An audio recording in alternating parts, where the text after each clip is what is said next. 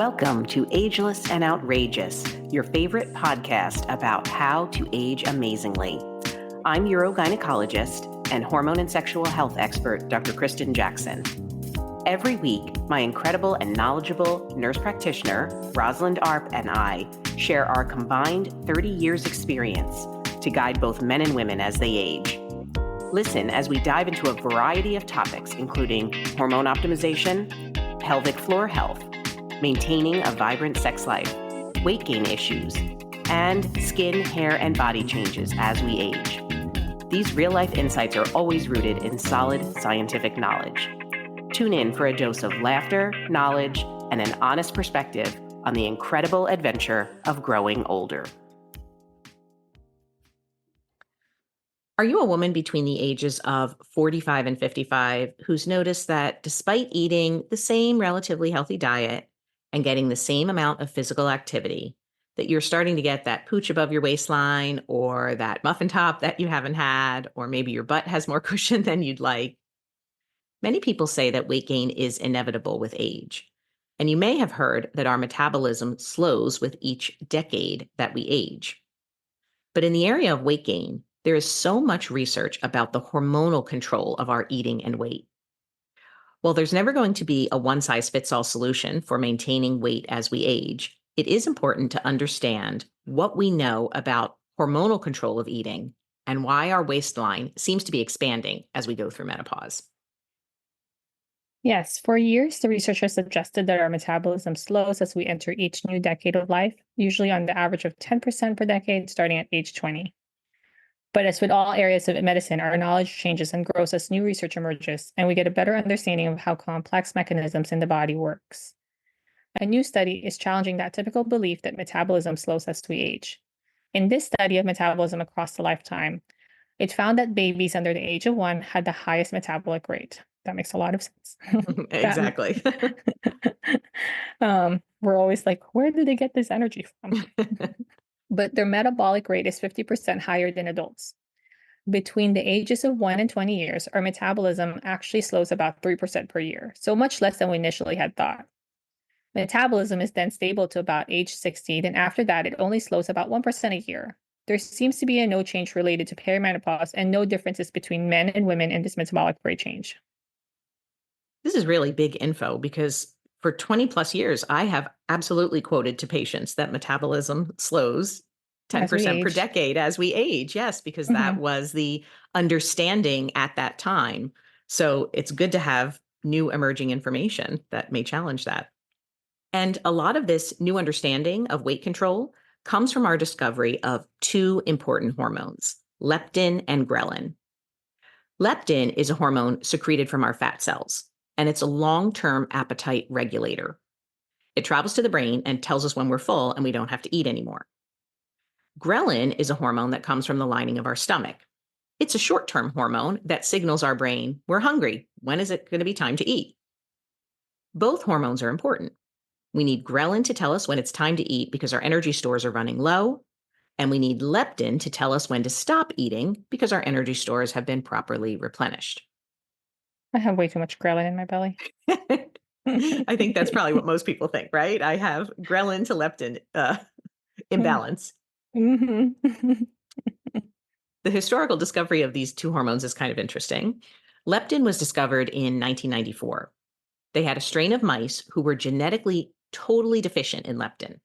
So as you can imagine, these mice were obese because they never got a signal that they were full. When they gave these mice leptin supplements, the mice suddenly slimmed down and ate less.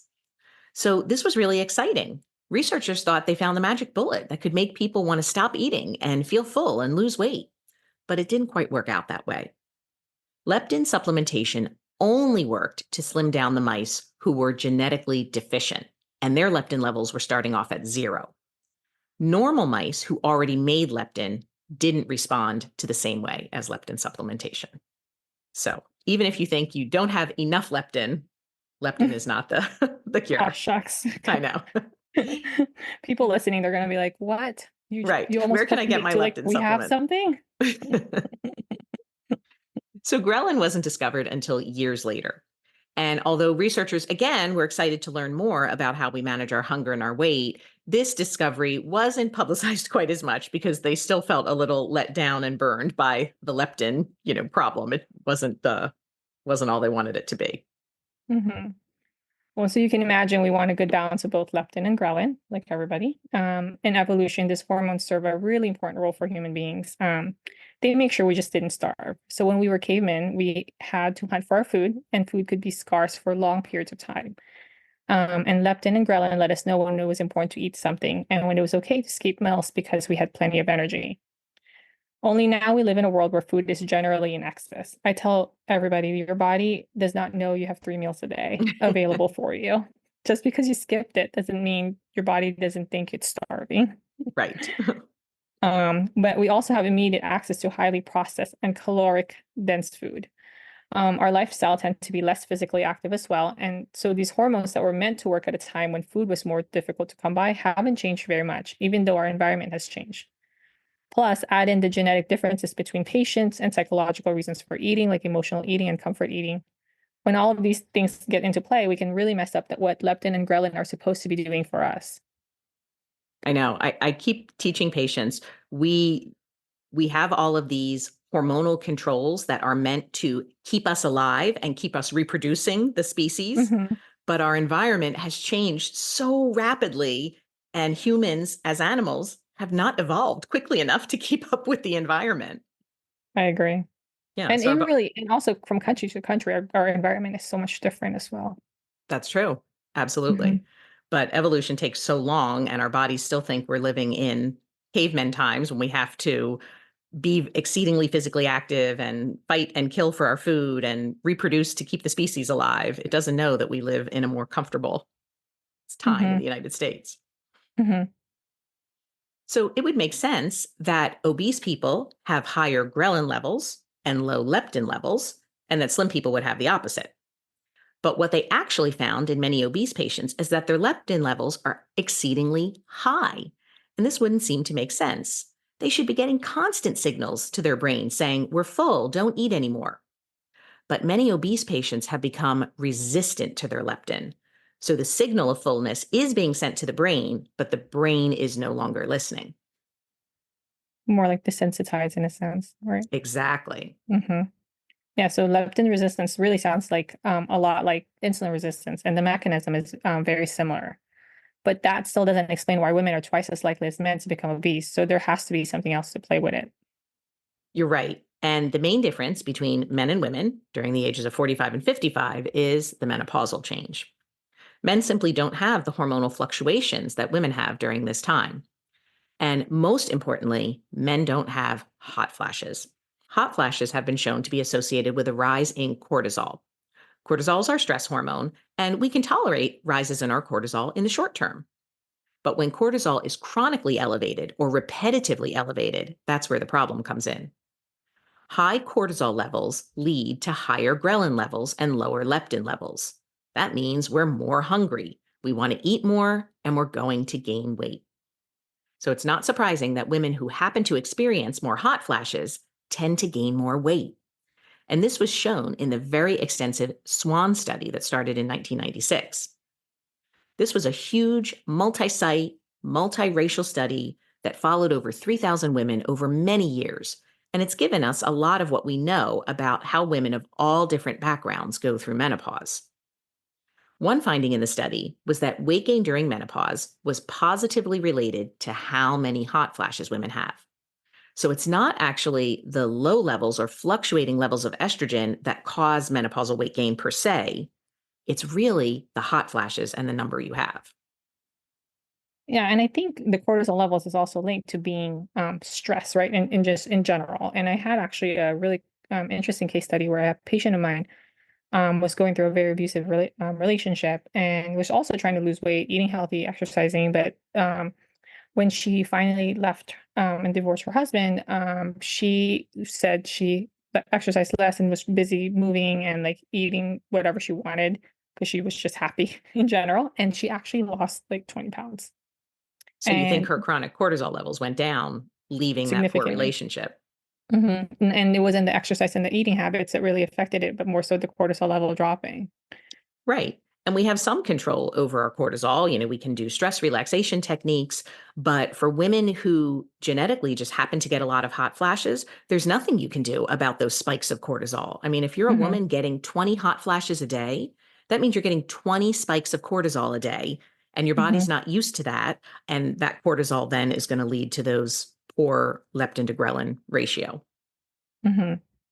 Yeah, and the second big difference between men and women at the time of menopause is insomnia. When we are not sleeping well, we release more cortisol, which means higher ghrelin levels and lower leptin levels. Women who experience night sweats, which are just hot flashes while we sleep, get a double whammy because they're not sleeping well and they're having the rising cortisol from the hot flashes themselves. And poor sleep is also tied to worsening thyroid function, and we know thyroid is strongly associated with our metabolism. So poor thyroid function further slows down our metabolism as well. Not to mention the fact that when you haven't slept, you're chronically exhausted, you don't feel like exercising, you don't feel like eating well, and this will compound the problem. And you drink more caffeine as well. To try to combat it, right. So Hmm. yeah, you can definitely see the cortisol association is quite strong with weight gain. So what do we do? Well, every woman is going to go through menopause if you can live that long. There's no avoiding it. So of course you want to monitor your diet and keep up good exercise. But that alone is unlikely to be helpful if you're not treating your hot flashes. Just trying to tough it out is not a great solution. On the average, hot flashes can last between 7 to 10 years. Just imagine how much weight you're going to gain while you're trying to tough it out through the end of the menopause transition.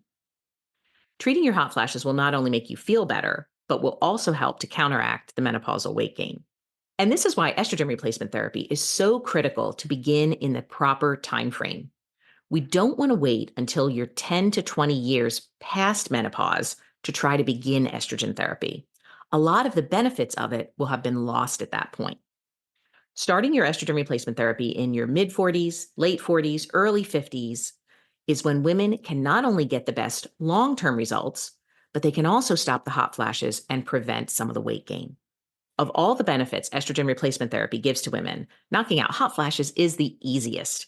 It only takes a little bit of estrogen to do that and make women feel so much better. And we've always said you need to speak to a menopause specialist because you're just not going to get the right safety information about estrogen replacement therapy from your PCP or even your gynecologist who isn't as interested in menopause. Yeah, and they may even discourage you from treating your hot flashes because they're not familiar with the data. And because they're stuck in their beliefs from 20 years ago that estrogen therapy carries way too many risks. And they'll probably give you antidepressants to help with your hot flashes, which also causes weight gain as well. So there you Exactly. go. So a double whammy for your weight gain. You're still having hot flashes, and now you've got a Hmm. drug that causes weight gain. Hmm. Yeah, it is definitely very sad. Knocking out the hot flashes may also be your solution to sleeping better if you're waking up with night sweats. But if you're not, and you're still having insomnia, you've got to treat your sleep next. 7 hours is the magic number that we need to aim for every single night to prevent rises in cortisol and get all of the benefits of deep restorative sleep. So if you're not getting your 7 hours, you got to figure out why. Are you snoring and maybe you have some sleep apnea that you're not aware of? Do you have restless legs that are keeping you up? Do you have an anxiety that's keeping you up? Are you getting up several times a night to urinate? We see that very commonly. Whatever the concern is, you've got to address it. And sometimes starting with a sleep specialist is the best way to go. So he or she can evaluate your sleep pattern and recommend a course of action. Yes, and a lot of patients ask me if hormone replacement therapy is going to help with weight loss. And I usually tell them it's not a weight loss program, but a lot of the times just taking it will make them feel better in general, which makes them want to eat healthier and exercise as well. But there are also some other things that you can do in terms of lifestyle changes at home that can help with losing weight as well. So one of the things I recommend for my patients is actually using a smaller plate. Our plate sizes have gotten bigger as the years have gone by. It used to be 8-inch plates, and now we use like I believe 10 to 12-inch plates now. So going back down to the 8-inch plates is a better size. And also, I know a lot of people are familiar with the My Pyramid. If do Hmm. you remember that? Yes. That actually has changed. It's actually now called Myplate. My husband's a registered dietitian, so I hear this all the time. But when you're looking at your 8-inch plate, you're supposed to have half of that to be a vegetable entree. a quarter of that to be your protein and a quarter of that to be a complex carb. Avoiding things also like your white breads. If everybody has there's white rice and going more for the brown, brown rice or multi-grain bread is are better choices as well. I think that plate is a great visual because it's so easy to have it in your brain. You don't need to look up things or weigh food or make it complicated. You can just look at your plate and make sure half your plate is greens or vegetables. Especially with people working out and trying to build muscle, they really want to do high protein. But I think it depends on the type of protein. We don't want to be overloading our kidneys with too much protein unless we're actually like a bodybuilder, or, we don't need 50 grams of protein at every meal if you're not bodybuilding. Yes, I agree. And I also believe in moderation and everything, just because there's so much diets out there that tells you you're not allowed to eat fruit or you're not allowed to eat fat. Fruit has a lot of antioxidants and vitamins and minerals that you need in your body. So I think don't eat 10 oranges in one sitting, but Right. having an orange is not the worst thing in the world. But the one area that actually we should cut out as much as possible for any patients of mine, I'm like, if you're going to start one thing, doing one habit at a time helps, and picking the best place to start is avoiding any type of sugary beverages or sodas or coffee. Even if you go to Starbucks, like some of those drinks are 700 calories and mostly from ridiculous. sugar. Mostly from sugar. And Yeah. it's easy to drink 10 oranges in an orange juice glass, but you don't sit down and eat 10 oranges. So Exactly. you're not getting the benefits of the fiber from an orange. So orange is not bad. It's the orange juice that Right. is probably not the best because it's concentrated sugar. Right. Most fruit juices, I think, have that problem, is that by the time they've made the fruit juice, they've pulled out all the fiber that actually slows our body from absorbing the sugar. So if you eat the entire apple, Mm-hmm. first of all, it takes longer to eat. You're chewing, right? You've got all the Mm-hmm. fiber in the plant walls, in the fruit walls. And Mm-hmm. so one apple is very reasonable. But when you puree it into apple juice, you've gotten rid of all of the fiber in the cell walls and you just have the fructose. So you're just getting that shot of sugar. And then, of course, processed fruit juices, often they add excess sugar to make them On sweet. top. On top, right? Yes. Yeah. So that's why it's easier to, I think, when you look at that, the more natural the fruit comes or the food comes, the better it is. Mm-hmm. I even saw one as a bar from my children. I buy them, a snack bar that you can take along with you. And there were these bars at Costco. It was called That's It. And I'm not talking bad about them. I'd rather you have that than than a Rice Krispie treat, right? So, Mm-hmm. but they're only made of apples and the dates or oranges.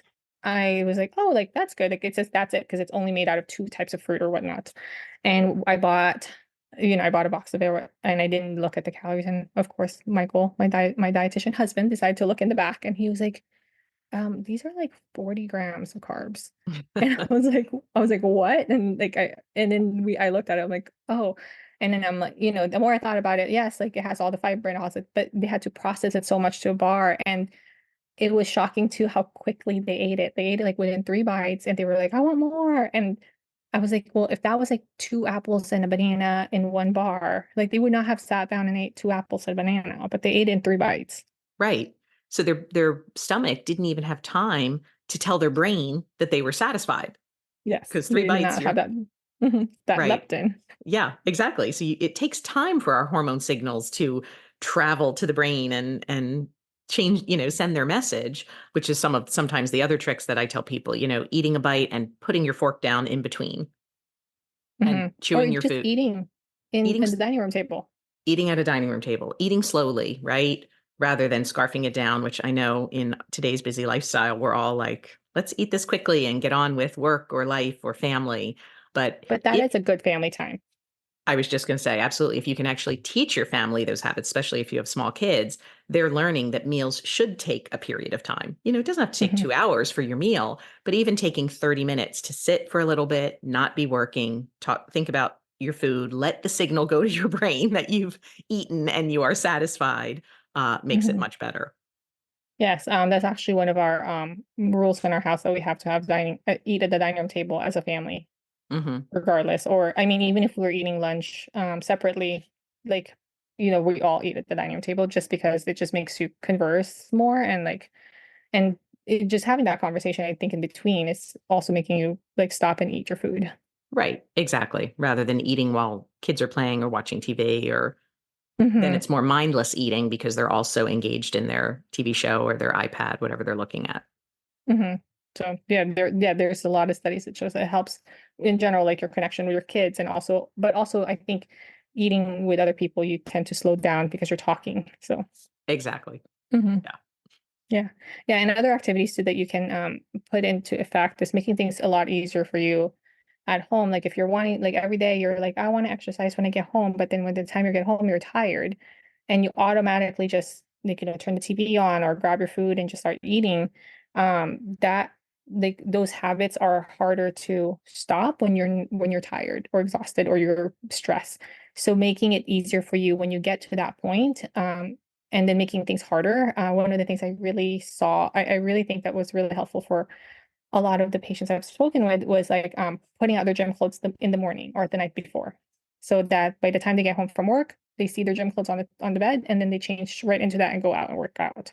Or if they tend to grab a drink right when they get home, putting those wine glasses or wine bottles further away that they have to grab a step stool to get to, then they're less likely to go get it because they're tired already. Right. So making things more inconvenient for the habits they want to stop, and then making things more convenient for the habits they want to start. Right. And especially for menopausal women or perimenopausal women, it's a great time when women are tending to reconnect as groups, and they often do those reconnections around food related activities like let's go to brunch or let's go to dinner or let's go out and have drinks. So recommending, hey, let's get together and walk, or let's, go play tennis together, or something that is physical. It doesn't have to be not involving food altogether, but if you can involve an activity that can really foster those relationships, but not solely, put them around food. Mm-hmm. Pickleball's kind of picking up now. It's a huge thing. Yeah. It's pickleball Mm-hmm. courts are popping up everywhere. And I think because it's a little bit easier to get the hang of it, right? As compared to tennis. And people are really loving it though. We should have a pickleball club in our office.